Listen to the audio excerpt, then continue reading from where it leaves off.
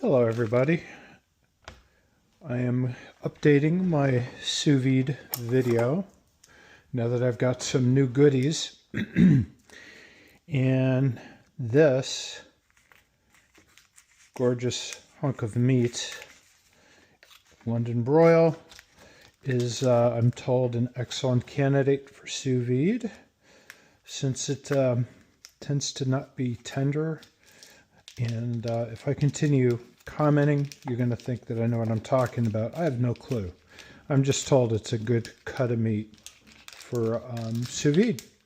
So part of my process with sous viding, I'm sure my scissors technique is just astounding you, is to dry brine. And what dry brining is, if I correctly understand, don't mind our sink. You'd never see that on Food Network. So what dry brining is the process of letting the meat dry out, which supposedly helps. It makes it even more tender, something like that. So that's my first step, is to dry brine. And that is simply a matter of drying the meat first, just right. And this could be wrong. I don't know if you have to dry the meat like this before you brine it. Since it's not a particularly fatty meat, leave off whatever little fat there is on it.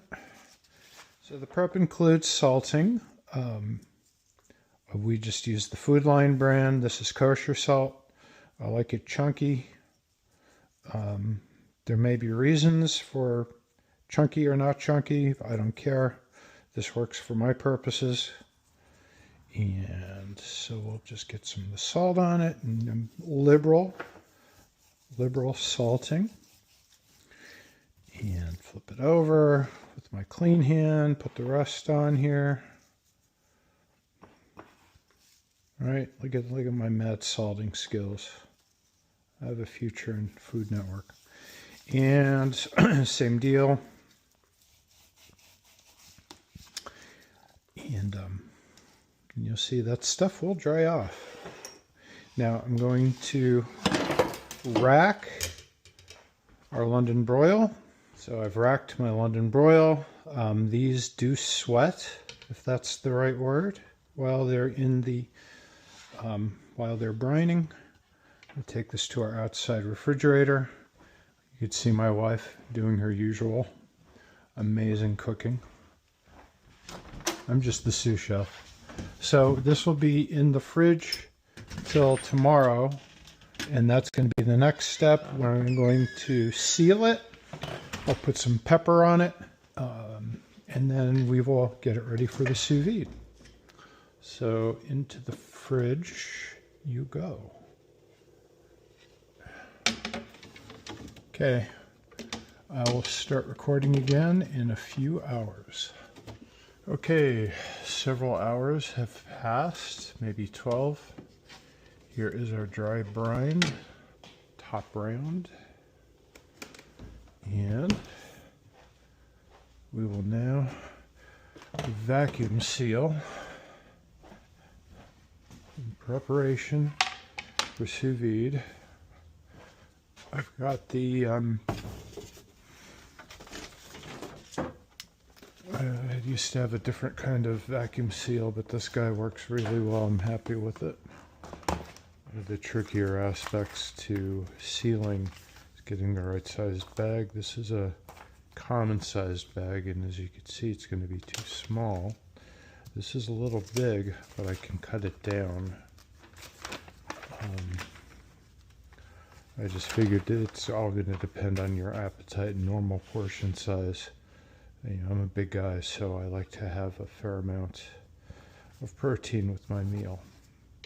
But before we seal this, we need to season it a little more. As you can see, I put my generous salt is now absorbed into the meat. For this, I'm going to just be a simple salt and pepper.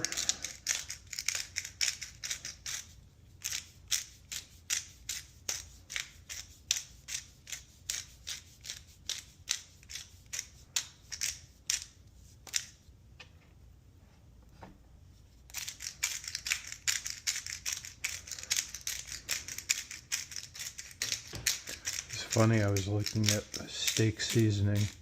A lot of the steak seasoning on the shelf has, you've guessed it, sugar added.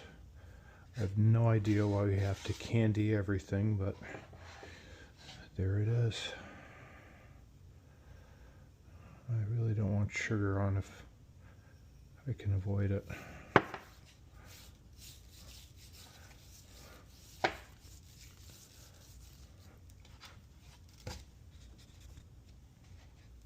Continuing, we'll be now putting the sous vide for the London broil.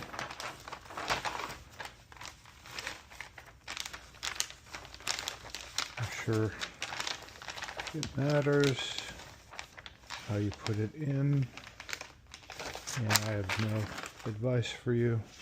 Just keep doing it till the right way of doing it becomes evident, but that should suffice. Now for the seal part. When I got this, there were no instructions on how to do what I'm doing right now. So at a minimum, you get that from this. And I set it to moist. Now if I just hit seal, it won't vacuum, so we want to do both.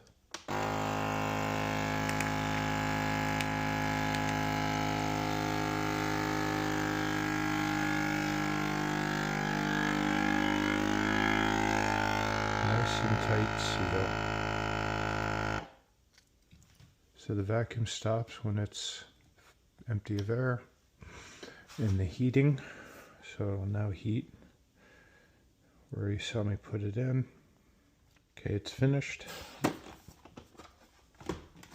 Let's see, there's the seal. Now I've just been because I want to make sure I don't get any water in. I'm going to do a second seal, and same thing.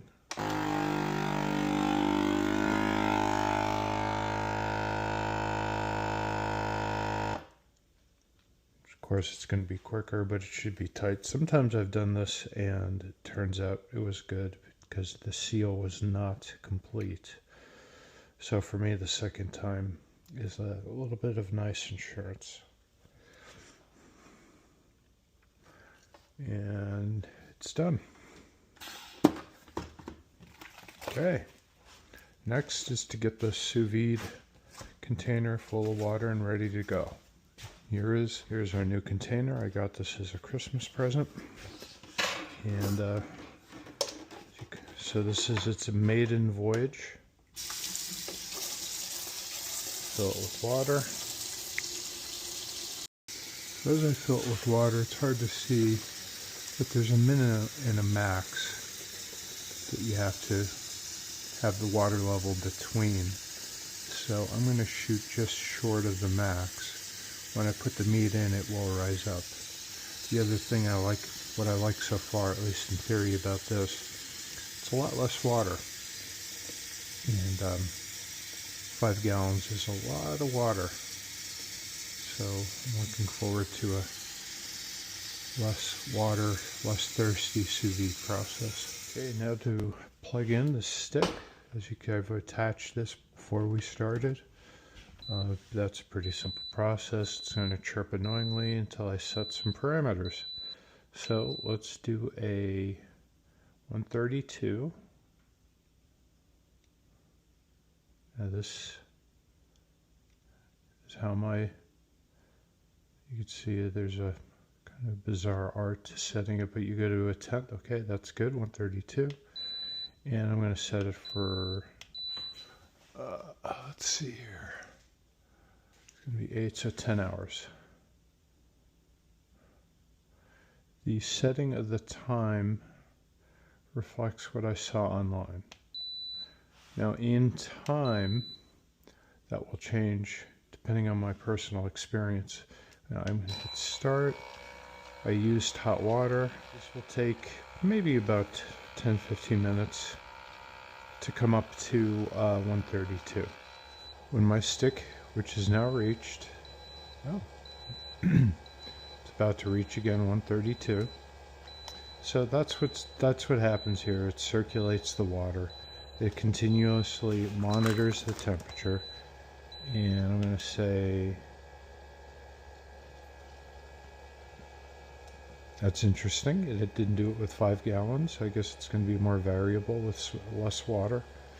Anyhow, so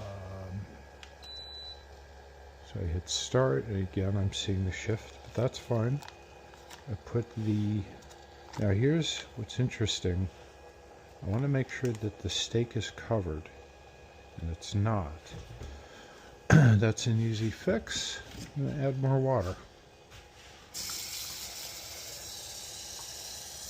Because the whole idea is to cover what you're cooking in the water. A little hard to see, but it is now completely covered in water. I'm right up at the max because of the water I put in. The temperature has dropped, but that's going to come back up quickly. I see I put that on the wrong side. It doesn't matter. MOCD. I have moved it over. Yeah, but there it is. And we'll check back in 10 hours. Now we're going to, it's been cooking for at least 10 hours. I'm going to stop it. And I really like this new container. I've not seen the water. Normally with what I used in the past, the evaporation's considerable. Now, keep in mind it's 132 degrees, so it's not like crazy hot, but you don't want to be careful, but not too bad. It's kind of cool you could handle food like it's been cooking for so long with your fingers. And now I will first, I'm going to drain all these juices that have been rendered. And then in preparation for the sear, I'm going to dry this before I sear it. So there is our London broil, and you'll notice it's a somewhat bland color currently. That's why we're going to sear it. But first things first, for a better sear, we want the meat dry. So it smells good. Okay, we are ready for the sear. I've got that at about medium heat, and you can see it's smoky. So let's take the London broil. This is my favorite part because it looks dramatic. Give it about a minute to 2 minutes aside. It's just to give it some browning.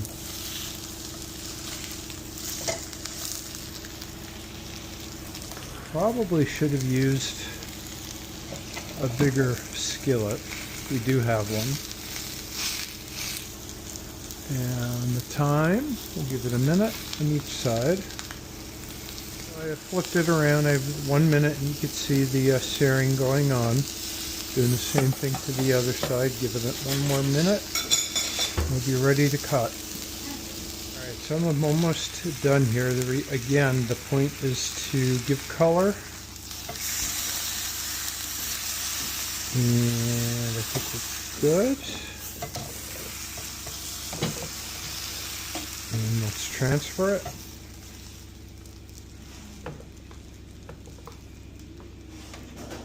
And cut it. And here we are with the cut London broil, and this is broccoli puff, and you will see what this looks like plated in just a minute.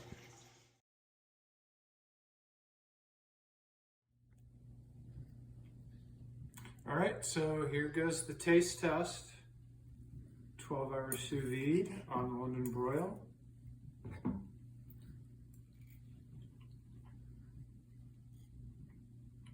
Wow, that is some good beef. I'm happy.